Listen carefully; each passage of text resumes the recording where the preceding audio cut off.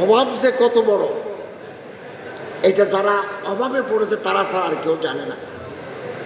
আমি যখন কলেজের বিভাগীয় প্রধান, একটা মেয়ে এসে আমারে বলে, আমি একথা আমৃত্যু মনে রাখবো, আমার এসে বলে, স্যার আপনি আমার বই কিনে দেন না, অনার্স ফার্স্ট ইয়ারে পড়ে। তো বললাম এই জাতীয় কথা তো আমার আর কেউ বলে নাই কোনোদিন। বলো তো, আমি জানতে চাইলাম, বলো আমার বাবা নাই, মা অসুস্থ, বই কেনার সামর্থ্য আমার নাই। তো 3টার দিকে আমাদের ছুটি হয়। ছুটি হওয়ার পর আমি তাকে নিয়ে লাইব্রেরিতে গিয়ে তার অনার্সের যে বইগুলো প্রয়োজন, খাতা কলম শিক্ষার উপকরণ একসাথে কিনে দিলাম।